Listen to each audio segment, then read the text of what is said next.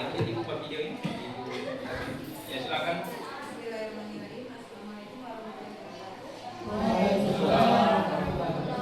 Pertama saya ucapkan terima kasih untuk kepala sekolah yang sudah mengizinkan saya mengimplementasikan jurus 6 yaitu bangun kolaborasi, yang mana implementasi ini adalah salah satu syarat untuk kelulusan saya sebagai calon fasilitator daerah yang guru BK. Nah, selama kegiatan kami di sana bulan lalu selama 4 hari, kami di sana diajarkan tentang 7 jurus BK hebat. Yang pertama ada kenali potensi, yang kedua kelola emosi, yang ketiga tumbuhkan resiliensi, yang keempat jaga konsistensi, yang kelima jalin koneksi, yang keenam bangun kolaborasi, dan yang ketujuh menata situasi. Nah, ke-7 jurus itu kami diwajibkan mengimplementasikannya minimal 2 jurus, tetapi ada 1 jurus yang harus diimplementasikan kepada rekan-rekan guru. Nah, ketiga jurus itu yang saya pilih ada 3. Yang pertama kenali potensi, yang kedua kelola emosi yang sudah saya implementasikan kepada siswa di kelas 9D dan juga kelas 8D. Nah, yang untuk jurus ketiga ini saya memilih jurus 6 bangun kolaborasi, yang mana di bangun kolaborasi ini mengajarkan lagi atau memperdalam lagi tentang bagaimana cara kita berkolaborasi dalam menangani masalah yang akan dihadapi siswa nantinya. Namun dalam penyampaian implementasi ini saya akan menggunakan metode ARKA. Yang pertama adalah aktivitas, yang kedua refleksi, yang ketiga konsep mengenai bangun kolaborasi ini, yang keempat atau yang terakhir aplikasi. Nanti di akhir dan di awal ada kegiatan diskusi untuk bagaimana cara kita berkolaborasi dalam rangka mengatasi permasalahan siswa. Baiklah,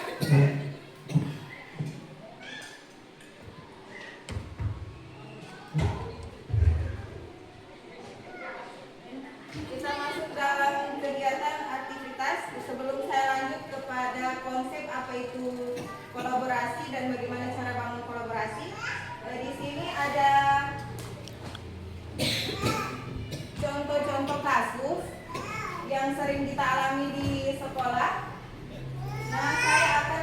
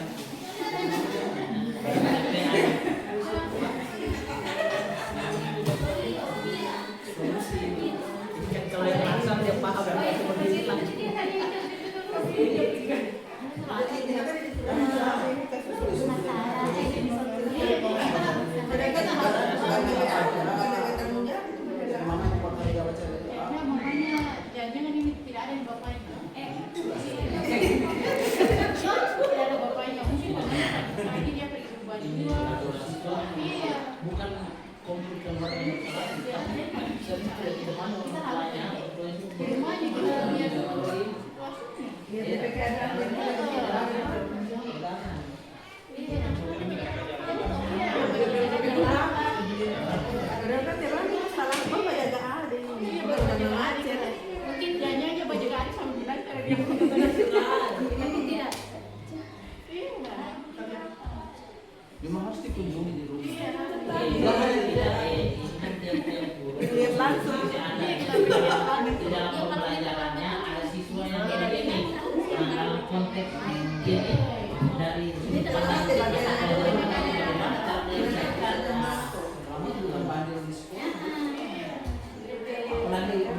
kalau dia punya sudah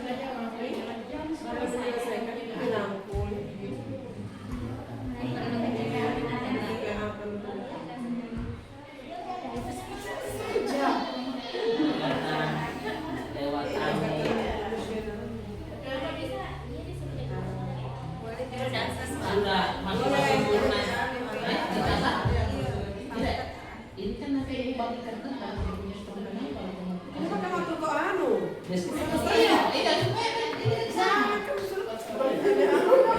iya baru dulu kita kasih kita kasih Ini satu saja yang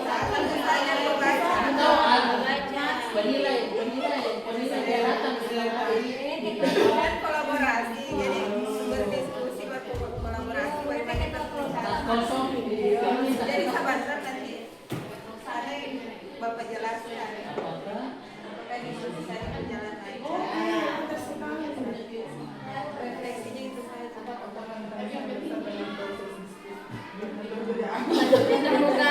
bukan sayang satu kata. Sejarah pendapat dengan pendapat, tapi tidak sama.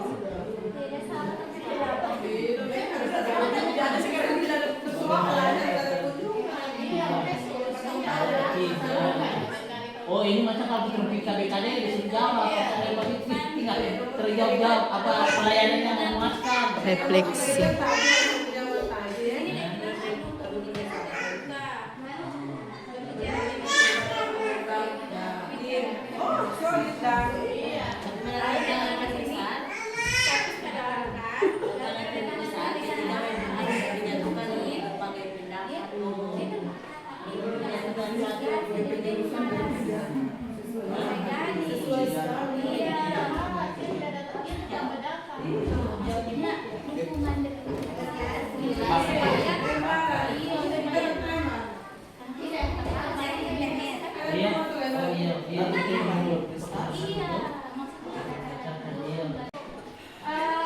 Dengan melihat kasus yang ada, kami menyimpulkan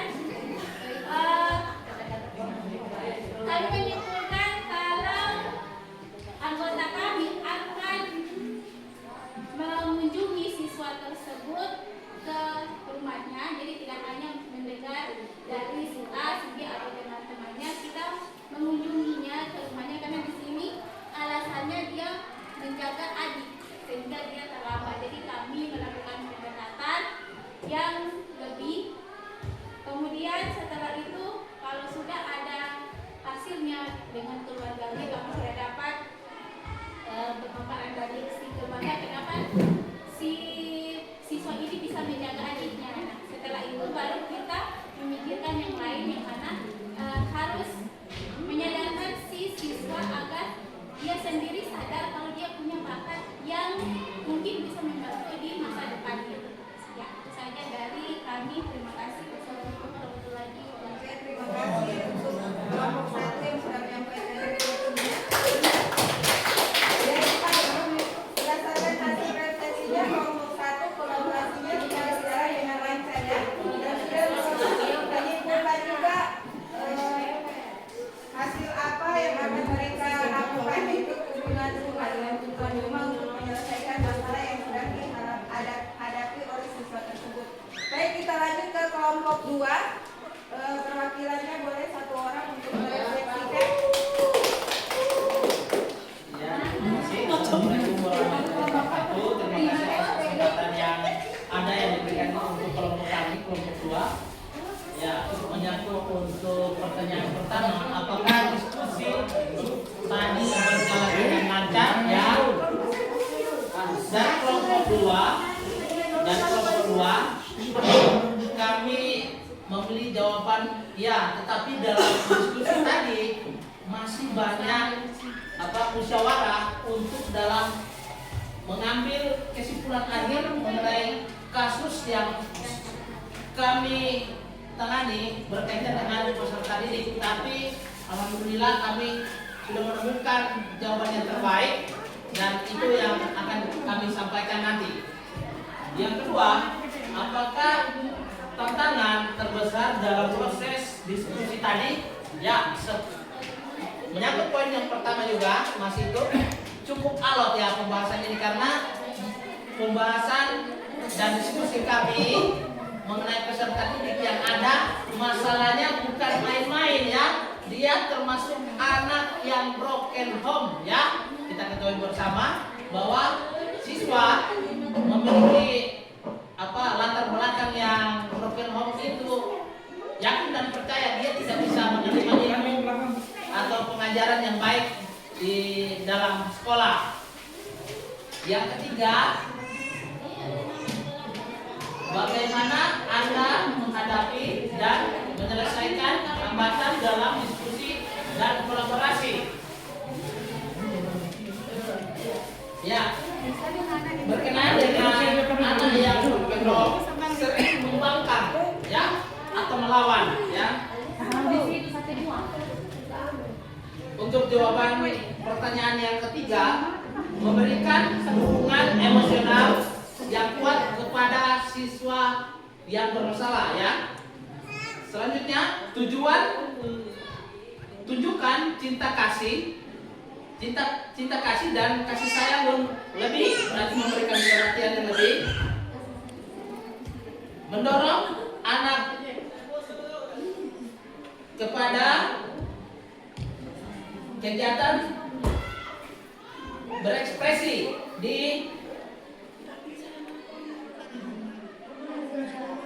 berekspresi dan terbuka dalam aktivitas positif lainnya.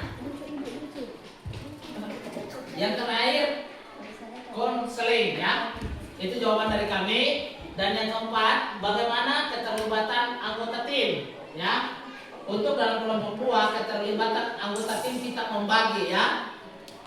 Ada anggota tim yang kita sengaja turunkan untuk melakukan observasi, identifikasi kepada siswa yang kita tangani mengenai permasalahan yang ada, dan kita melakukan mungkin sesi wawancara terpisah antara peserta ya, dan kita mendapatkan hasil yang baik bahwa di sini perlunya keterbukaan antara orang tua dan anak ya.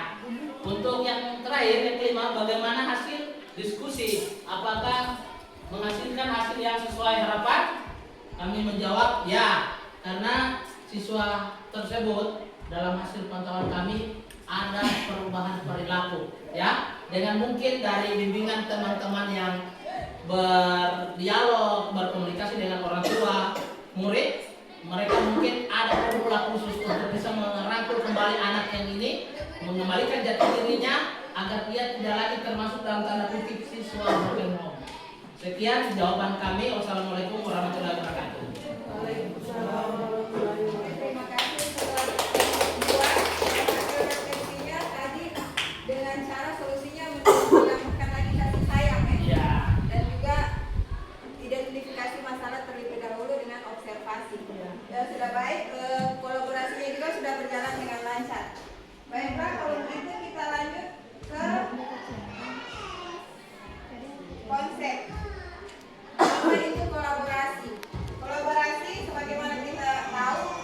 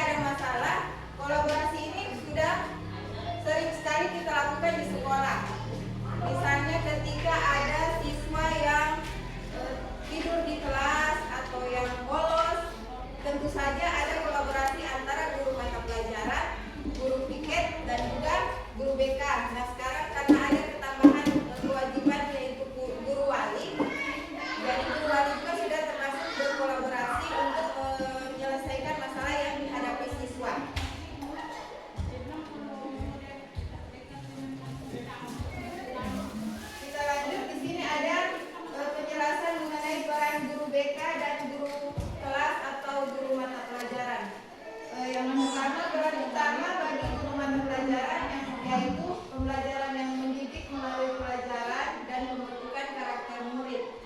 Kalau untuk guru BK, peran utamanya yaitu pelayanan yang memandirikan dalam pengembangan potensi diri murid baik dalam bidang pribadi, sosial, belajar, dan karir. Kalau di BK kami biasanya tidak membuat RPP, tapi RPL, rencana pemberian layanan ya. Kalau kami di BK layanan, kalau di kelas itu namanya layanan bimbingan klasikal. Kalau untuk siswa sendiri biasanya namanya layanan bimbingan konseling individu. Ada juga konseling kelompok. Nah, selanjutnya ada kebutuhan kolaborasi bagi guru mata pelajaran atau guru kelas. Yang pertama dia membantu memahami dan mengatasi masalah belajar sosial, emosional, dan perilaku murid. Kalau untuk guru BK, kebutuhan kolaborasinya mengembangkan program BK dan intervensi terpadu melalui kolaborasi lintas peran di sekolah.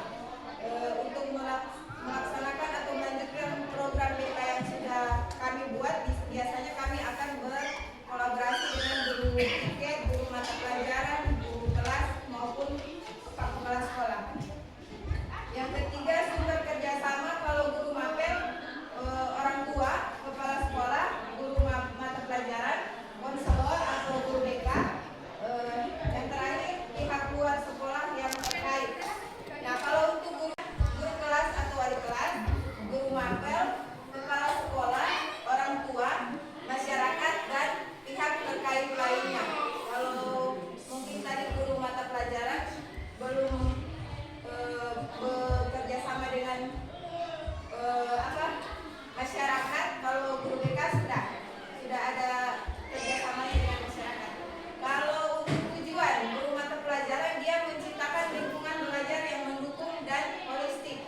Kalau bagi guru BK, dia meningkatkan kesejahteraan secara pribadi, sosial, akademik, dan karir sebagai bagian dari proses perkembangan yang utuh. Nah, kalau tantangan di guru mata pelajaran, dia masalah sosial, emosional, perilaku yang mempengaruhi kemampuan belajar. Kalau di guru BK, permasalahan sosial emosional dan karakter murid yang kompleks. Kita lanjut di manfaat kolaborasi. Ada 3. Yang pertama, membantu murid menyelesaikan masalahnya secara lebih efektif dan holistik. Di sini maksudnya contohnya ketika ada siswa yang mengalami kesulitan belajar karena masalah emosional, ketika ada kolaborasi antara guru mata pelajaran dan guru BK, otomatis masalah tersebut akan lebih mudah diselesaikan karena diselesaikan dengan 2 sisi, yaitu sisi akademik dan juga sisi emosional. Kalau guru mata pelajaran menangani dalam bidang akademik, sedangkan guru BK menangani dalam bidang emosional. Yang berikut, meningkatkan peran orang tua dan masyarakat dalam pendidikan. Meningkatkan lagi peran orang tua, bahwa orang tua tidak hanya berperan dalam pendidikan anak di rumah, tetapi juga mendukung pendidikan anak di sekolah.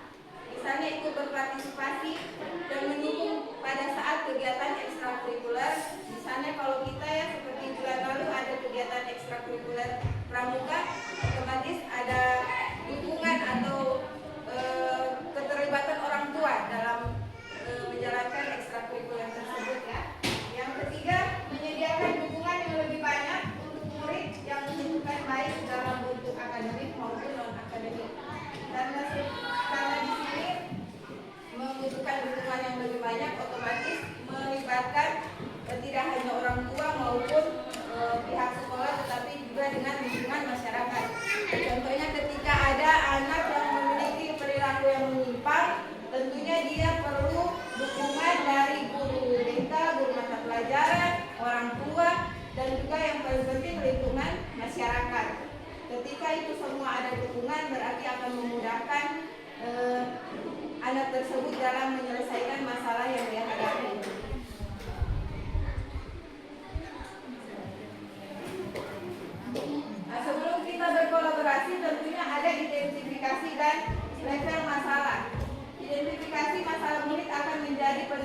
bagi guru untuk menentukan penanganan mandiri atau kolaborasi. Jadi gunanya identifikasi itu yaitu untuk menunjukkan bahwa masalah ini perlu kolaborasi atau tidak. Kolaborasi yang efektif menciptakan pendekatan holistik menangani masalah secara konstruktif, memperkuat relasi guru murid dan melibatkan berbagai pihak termasuk orang tua dan profesional. Nah, di sini menurut pendekatan MTFF yang kita biasa bilang atau multi-drill support of system, dia itu terbagi atas 3 tingkatan. Jadi masalah itu terbagi atas tingkatan. Jadi ada masalah yang hanya memerlukan kolaborasi antara guru kelas dan guru BK. Yang kedua, tier 2 atau masalah yang terarah. Yang ketiga, masalah tier 1 tidak bisa diselesaikan, berarti dia memerlukan kolaborasi atau perlunya kolaborasi dengan orang tua siswa. Di tier 2 itu perlunya kolaborasi dengan orang tua. Kalau di tier 3 masalahnya lebih bertingkat lagi atau lebih kompleks, dia sudah memerlukan kolaborasi dengan ahli dan dokter atau psikolog bagi misalnya anak yang berkebutuhan yang mengalami depresi atau kecemasan berat. Baik, saya jelaskan lagi yang tier 1 yang termasuk dalam tier 1 kesulitan. Yang pertama, kesulitan akademik ringan karena instruksi umum yang kurang efektif. Yang kedua, ketidakteraturan perilaku ringan seperti gangguan kecil di kelas. Mungkin tidur di kelas, dia masuk di tier 1 kalau tidak berulang. Maksudnya hanya sesekali. Tapi kalau tiap hari dia sudah tidur di kelas atau tiap hari dia terlambat, berarti otomatis dia harus naik di tier 2, perlu kolaborasi dengan orang tua. Yang ketiga, kurangnya keterampilan sosial dasar atau kesadaran emosional. Keempat, ketidakhadiran atau keterlambatan ringan. Kelima, kebutuhan akan keterampilan transisi atau pelaku bahasa. Ya, itu tadi tier 1. Kalau yang tier 2, masalah yang termasuk di tier 2 itu dia misalnya murid yang tidak merespon di tier 1. Jadi ketika di tier 1 sudah ditangani tapi tidak ada perubahan, berarti dia akan beralih ke tier 2. Yang kedua, perilaku mengganggu berulang seperti pelanggaran aturan kelas atau bolos. Yang termasuk di tier 2 seperti yang saya tadi, kegiatan atau perilaku yang berulang. Ketika dia terlambat tiap hari, otomatis sudah tidak wajar, berarti dia harus masuk di tier 2, perlu kolaborasi antara guru wali kelas, guru piket, guru mata pelajaran dengan orang tua siswa tersebut. Tidak mampu mengelola stres atau konflik secara produktif. Mungkin dia ada masalah, siswa tersebut ada masalah sehingga tidak sekolah-sekolah, itu dikatakan tier 2. Nah, berikut yang ketiga, yang perlu kolaborasi dengan pihak ahli seperti dokter atau psikolog. Yang pertama, gangguan mental seperti kecemasan berat, depresi atau PTSD. Yang kedua, masalah perilaku berat, impulsif, outburst, emosional. Yang ketiga, ketidakmampuan belajar yang parah. Mungkin apa istilahnya? Kesulitan belajar yang disleksia ya. Ada kan anak yang mengalami disleksia, misalnya dia membaca terbalik-balik. Itu kan dia butuh penanganan ahli. Tidak bisa kita hanya seorang guru saja yang mengatasi, dia harus butuh ahli. Yang kemudian ketidakmampuan trauma mendalam atau masalah sosial ekonomi yang signifikan. Mungkin ada masalah yang bikin dia trauma sehingga mengganggu emosional mentalnya dia. Berikut pengabaian atau kekerasan dalam rumah tangga. Tentunya perlu dukungan atau kolaborasi dengan ahli. Yang terakhir, hambatan budaya atau diskriminasi sistemik. Itulah tadi tingkatan masalah atau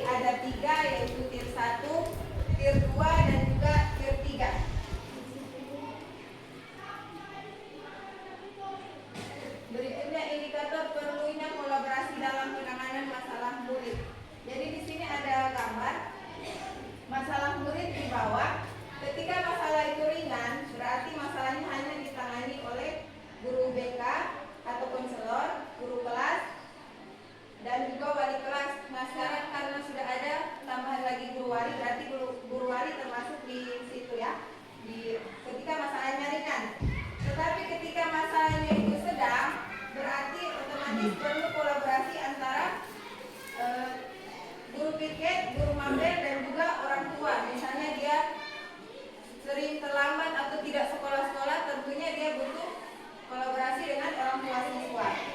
Lanjut lagi di atas referral, dia perlu kolaborasi lebih jauh lagi, yaitu dengan pihak sudah meningkat, berarti sudah termasuk dengan kepala sekolah, guru BK, psikolog, dokter ahli.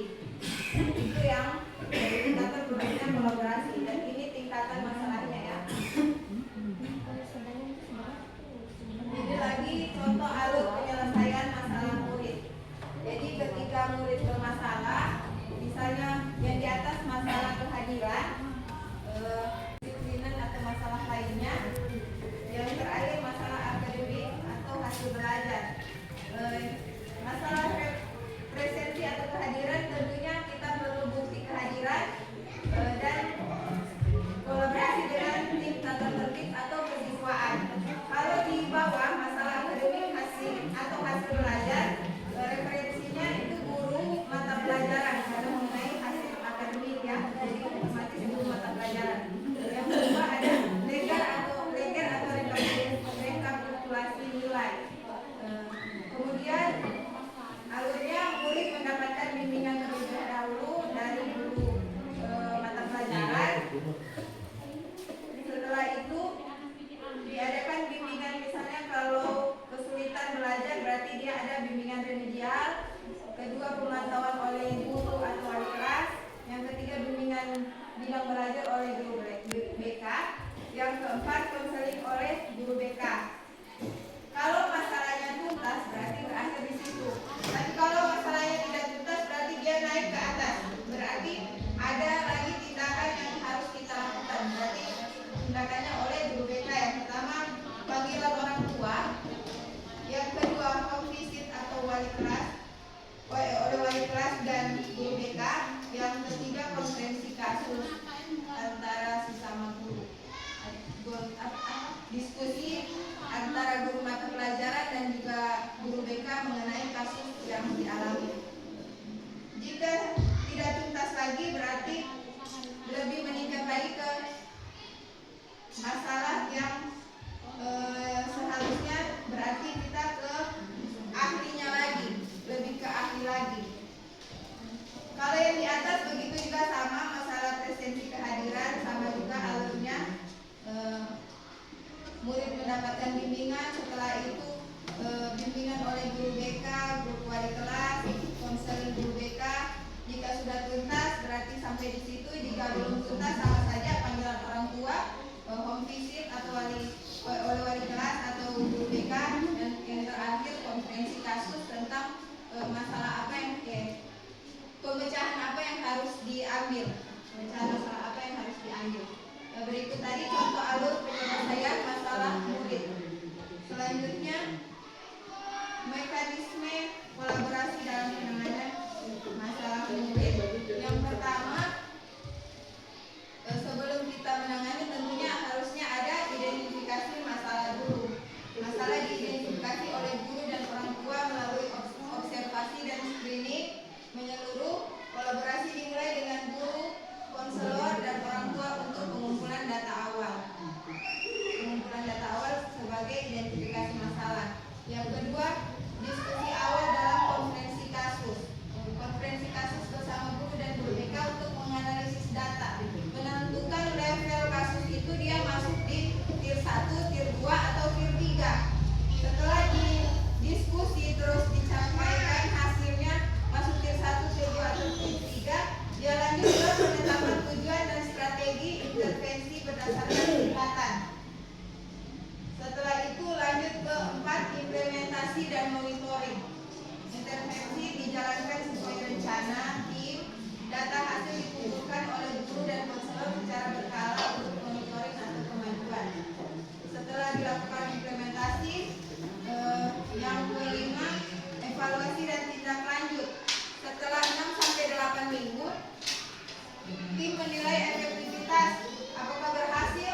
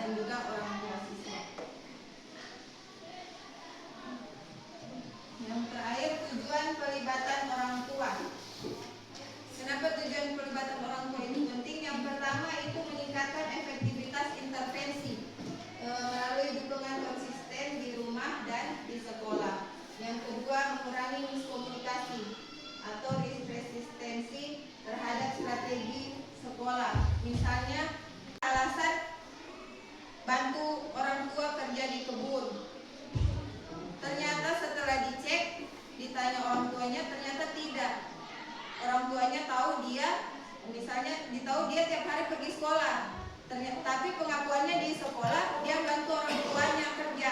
Jadi itu adanya miskomunikasi. Jadi perlu adanya komunikasi dengan orang tua. Yang ketiga, memperkuat hubungan dan komunikasi sekolah rumah. Jadi mungkin karena sekarang kan kita ada guru wali, sudah punya nomor HP juga orang tua wali, jadi bisa lebih berkomunikasi tentang siswa, pendekatan ke siswa lebih bisa terjadi lebih intens ya. Yang keempat, mempercepat deteksi masalah dan pengambilan keputusan bersama, yaitu manfaat tujuan pelibatan orang tua, jadi lebih cepat dalam mendeteksi masalah dan pengambilan keputusan ketika kita berkomunikasi dengan orang tua. Baiklah, itu tadi konsep tentang bangun kolaborasi. Sekarang kita lanjut ke aplikasi. Aplikasinya itu tentang mekanisme kolaborasi dalam penanganan masalah murid. Jadi yang tadi yang sudah didiskusikan tentang mengenai masalah siswa tadi itu bisa dituliskan, identifikasi masalahnya apa, diskusi awal yang termasuk dalam konferensi kasus itu ada siapa-siapa, misalnya guru mata pelajaran, guru BK, guru piket, bisa dituliskan siapa. Terus penetapan tier, dia masuk tier apa, misalnya masalah siswa berbakat tapi sering terlambat tadi ya, kelompok 1 dia masuk, berarti dia masuk tier berapa, tier 1, tier 2 atau tier 3. Terus implementasi dan monitoringnya apa yang harus dilakukan, selanjutnya evaluasi dan tindak lanjutnya apa, begitu. Jadi kita langsung ke aplikasinya, cara mekanisme kolaborasi dalam penanganan siswa. Boleh Bapak Ibu pakai yang kasus yang tadi, atau boleh Bapak Ibu juga pakai kasus yang ada di sekolah kita, boleh juga. Dengan cara mekanisme kolaborasi dalam penanganan, misalnya siswa yang sering bolos di sekolah kita itu siapa, Bapak Ibu diskusikan, dia masuk kategori tier 1, tier 2 atau tier 3, barangkali boleh saya persilakan diskusi kembali Bapak Ibu.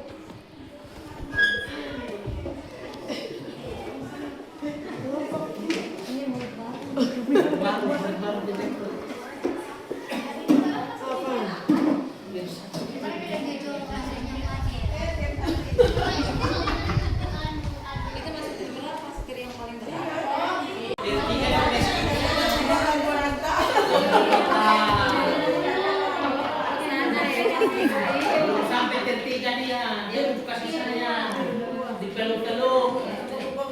Saya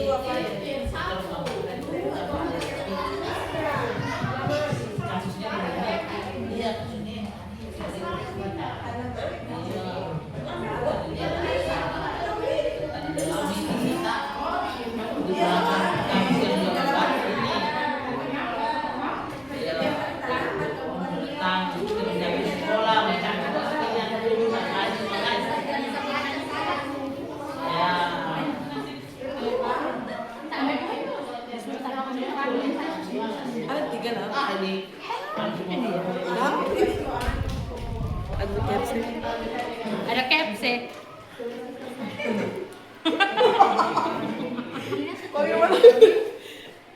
Bisa ada KFC.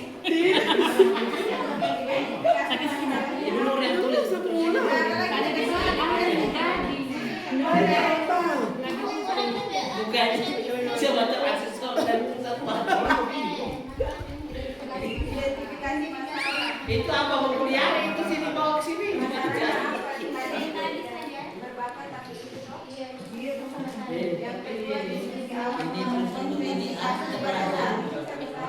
Ada tulisan stenograf itu lebih parah lagi. Tulisan stenograf itu bisa baca itu yang ini itu.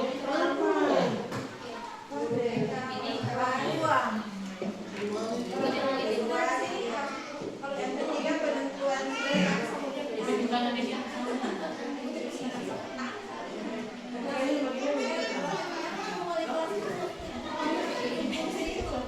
Enak bikin sekolah.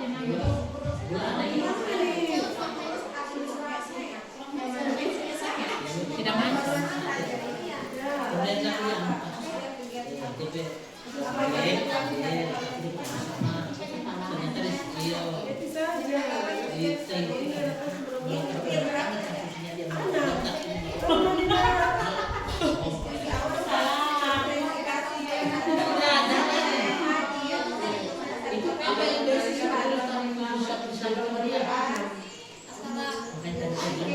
Ternyata guling, guru keliling. berarti evaluasinya itu kunjungan rumah. Boleh. Evaluasinya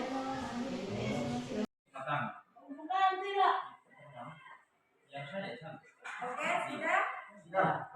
Baiklah, karena sudah diskusinya sudah selesai tentang mekanisme kolaborasi dalam penanganan masalah murid. Terkait silakan lagi perwakilan dari masing-masing kelompok Bapak Ibu untuk mewakili kelompoknya membacakan hasil mekanisme kolaborasi dalam penanganan masalah sebagai pengaplikasian. Assalamualaikum warahmatullahi wabarakatuh. Sekian kalinya kami akan saya mewakili kelompok menjelaskan mekanisme kolaborasi dalam penanganan masalah murid. Yang pertama, identifikasi masalah. Kami mengidentifikasi masalah yang mana masalah siswa itu adalah siswa berbakat tapi terlambat. Yang mana kasusnya di sini siswanya terlambat dikarenakan dia menjaga adiknya di rumah sehingga dia terlambat datang ke sekolah. Jadi sebelum dia menjalankan tugas kewajibannya di sekolah, dia menjalankan kewajibannya di rumah. Nah, kemudian dalam diskusi awal kami melibatkan ada guru mata pelajaran, guru piket, guru BK, kemudian guru wali.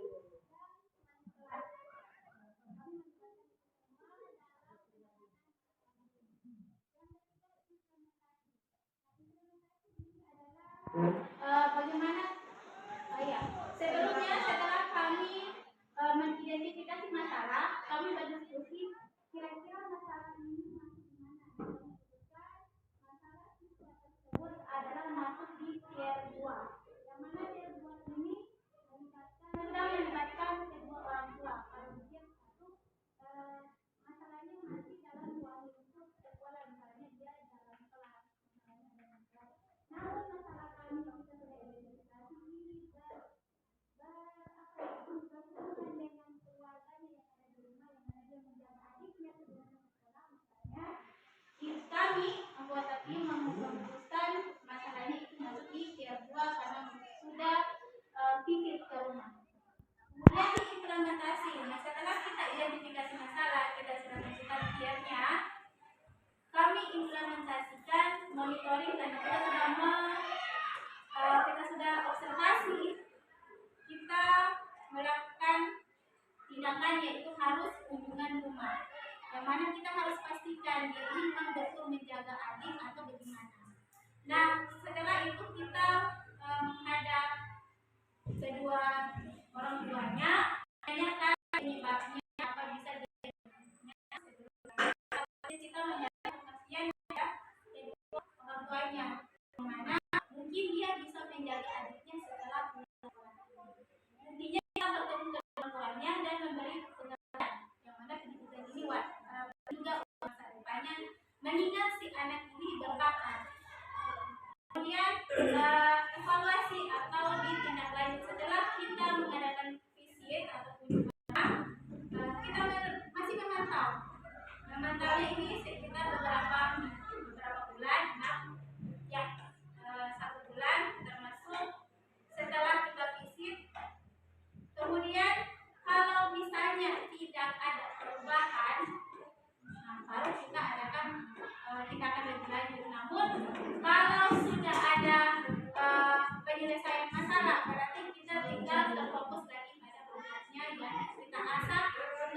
itu dia di masa depan. Jadi itu saja hasil diskusi kami. Lebih lengkapnya terima kasih. Apabila kita pelajari, assalamualaikum warahmatullahi wabarakatuh. Dia tadi sudah menetapkan masalah ini termasuk dalam tier 2, terus evaluasi implementasinya ada kunjungan rumah dan memberi pengertian kepada kedua orang tua. Setelah itu evaluasinya dan tindak lanjut ditunggu setelah beberapa minggu ke depan. Jika ada perubahan, jika sudah ada perubahan berarti akan fokus pada bakat ya. Tapi jika tidak ada perubahan berarti lanjut ke tier 3 berarti ya. Selanjutnya kelompok 2. Ya baiklah, terima kasih. Menyangkut mekanisme kolaborasi dalam yang terjadi dari kelompok kami, anak broken home sering membangkang ya, seperti yang disampaikan di awal tadi, bahwa kami mengidentifikasi kasus kenapa anak tersebut kelihatan ya seperti itu. Seorang siswa ya dari keluarga yang berkonflik sering membangkang turun sekolah ya atau melanggar. Jadi kita ambil kasus yang baru-baru ini terjadi ya. Jadi ya di sekolah ya kita melihat bahwa karena tidak ada seperti tadi kasih sayang atau perhatian yang lebih, dan mungkin orang tuanya cuma mendengar dari berita si A dan si B, jadi siswa ini dia dengan keadaan di rumah yang kurang perhatian, kurang kasih sayang, jadi tindakan-tindakan yang dia lakukan di sekolah itu termasuk sering bolos ya, merokok dan menghirup lem ya. Jadi kami dalam kelompok kami sudah melakukan musyawarah bahwa kasus tersebut ya kami tetapkan termasuk dalam tier 2 ya. Jadi kasus tersebut ini kami melakukan pendalaman bahwa terjadi masalahnya miskomunikasi antara siswa peserta didik ini dengan orang tua ya. Jadi pemahaman orang tua ini lain. Dia menyatakan bahwa anaknya baik-baik saja ya, tidak melakukan hal-hal seperti itu.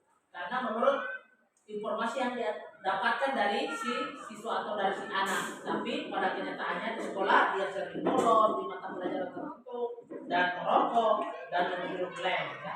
Jadi kami alternatif solusinya kami mengundang orang tua peserta didik dengan waktu yang berbeda dengan peserta didik yang bermasalah. Kami mengambil keterangan itu kami simpan sebagai untuk evaluasi, dan kami mengundang siswa tersebut dengan saksi-saksi yang ada dengan temannya, mengambil dua keterangan, dan kami katakan bahwa kasus ini kasus yang berat ya.